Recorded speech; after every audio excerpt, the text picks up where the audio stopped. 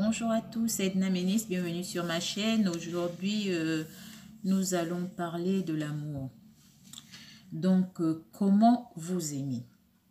La première des choses dont je vais essayer de vous donner quelques petits points. Si vous les mettez en pratique, ça pourrait marcher, mais si vous écoutez juste et que vous ne mettez rien en pratique, rien ne pourra changer. La dernière fois, j'avais dit comme vœu, il fallait apprendre à s'aimer. Maintenant, comment s'aimer? La première chose, c'est d'arrêter de se critiquer. Donc, en fait, d'arrêter de s'auto-saboter, quoi.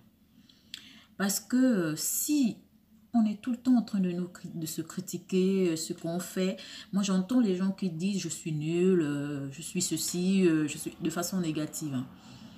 Ou alors, c'est ça. Le premier truc, c'est déjà d'arrêter de se critiquer. Parce que quand on se critique, on se sabote nous-mêmes. On s'auto-sabote. Donc, c'est la première chose qu'il faut arrêter. La deuxième chose, c'est d'arrêter de se faire peur. Il y a des gens qui ont cette manie d'extrapoler les choses. Tout de suite, tu vas à l'hôpital, tu as peut-être une maladie ou je ne sais pas, en tout cas, il y a quelque chose qui ne va pas en toi. Tout de suite, tu commences à te faire des films dans la tête. Tu te fais des films.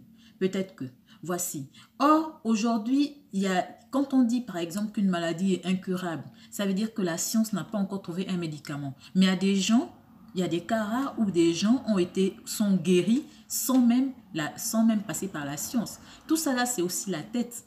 Quelque chose qui peut nuire à une personne, on va dire, je ne sais pas, une maladie chronique, l'autre a peut-être la même maladie que toi.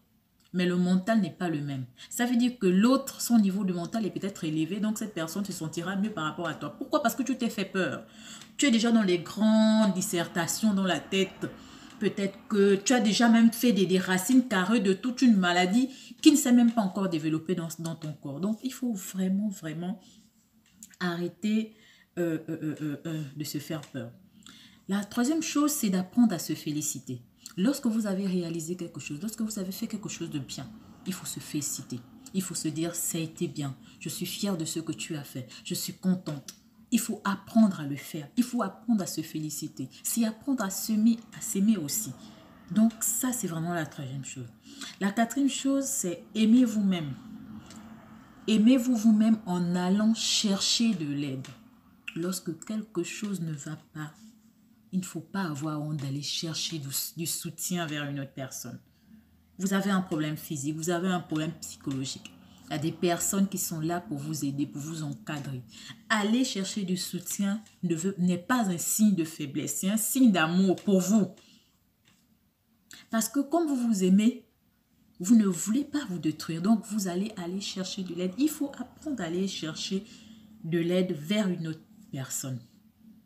Ensuite, comme autre petit point, c'est de prendre soin de son corps.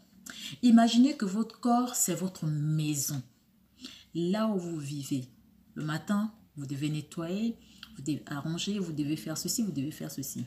Donc, vous voulez que cet endroit où vous vivez soit propre parce que vous vivez là, vous dormez là. Donc, c'est un peu comme votre corps. Il faut pas dire non, je mange n'importe quoi et après je ferai un régime. Non.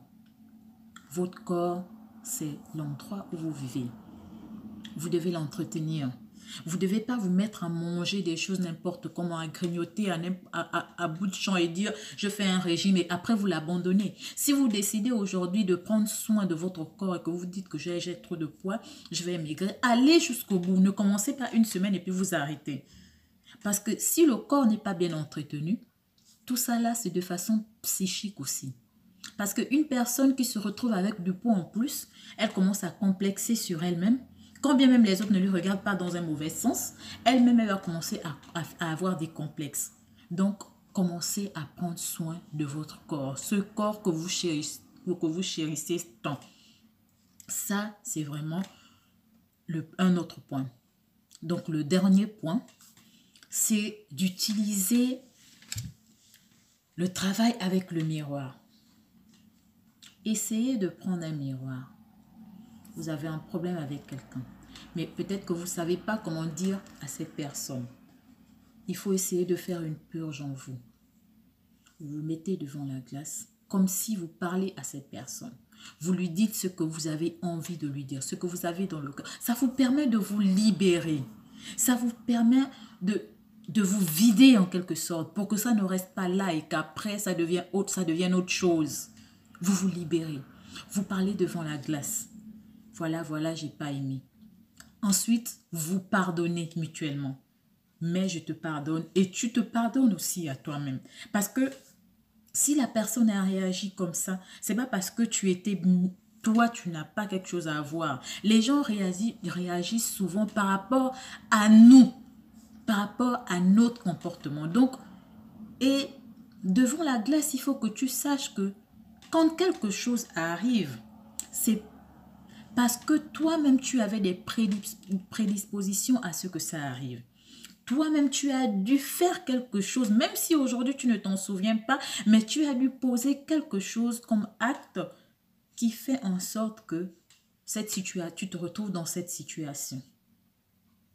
Donc aujourd'hui, c'était essentiellement comment s'aimer. J'espère que ça vous a plu. Abonnez-vous.